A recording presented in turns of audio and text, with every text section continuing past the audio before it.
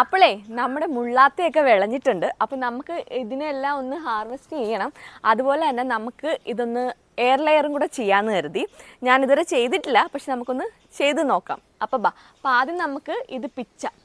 ഇത് വിളഞ്ഞിട്ടുണ്ട് കണ്ടോ. ഞാൻ പറഞ്ഞിട്ടുണ്ടായിരുന്നല്ലോ മുന്നത്തെ വീഡിയോയിൽ, ഇത് ചെറിയൊരു യെല്ലോയിഷ് കളർ വന്നിട്ടില്ലേ. നമുക്കിത് പിച്ചിയെടുക്കാം. ചെറുതാണ് കേട്ടോ. അപ്പോൾ പ്രാവശ്യം ഒരുപാട് പിടിച്ചിട്ടുള്ളത് കൊണ്ടാണ്. കണ്ടോ ഇത് കണ്ടോ, മഞ്ഞ കളറ് കണ്ടോ. അപ്പോൾ ഇതായിട്ടുണ്ട്. അപ്പോൾ ഇതിനൊരു 2-3 ദിവസം നമ്മളൊന്ന് മാറ്റി വെച്ചിരുന്നാൽ അത് ഇത് പഴുത്ത് കിട്ടും.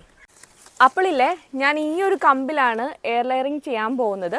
അപ്പോൾ ആദ്യം നമ്മൾ ഇവിടെ വെച്ച് ഇങ്ങനെ ഒന്ന് കട്ട് ചെയ്തതിൻ്റെ ഇത്രയും ഭാഗത്തെ തോല് ഇങ്ങ് മാറ്റിയെടുക്കുകയാണ്. ഇതിൻ്റെ തോല് മറ്റുള്ള ചെടികളുടെ പോലെ ഇങ്ങനെ ഇളകി വരില്ല കേട്ടോ. അപ്പോൾ ചെത്തിയാണ് എടുക്കുന്നത്. അത് കുഴപ്പമുണ്ടോ എന്നുള്ളത് കൂടുതലായിട്ട് എനിക്ക് അറിഞ്ഞുകൂടാ. അപ്പോൾ ആരെങ്കിലും അറിയാവുന്നവരുണ്ടെങ്കിൽ കമൻറ്റ് ചെയ്യാം കേട്ടോ.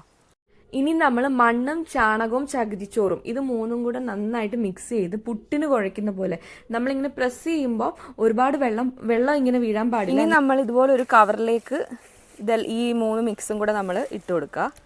നമ്മളിതിങ്ങനെ കെട്ടി കവറിനകത്താക്കിയിട്ടുണ്ട്. ഇനി നമുക്ക് ഒരു കറ്റാർവാഴയുടെ തണ്ടെടുത്തിട്ട് ഇതുപോലെ തേച്ച് കൊടുക്കാം കേട്ടോ. ഇനി നമ്മൾ ആ ഒരു കവറിനെ 2ആയിട്ട് കട്ട് ചെയ്യുക. എന്നിട്ട് അത് വെച്ച് കെട്ടാൻ വേണ്ടിയിട്ടാട്ടോ അങ്ങനെ ചെയ്യുന്നത്.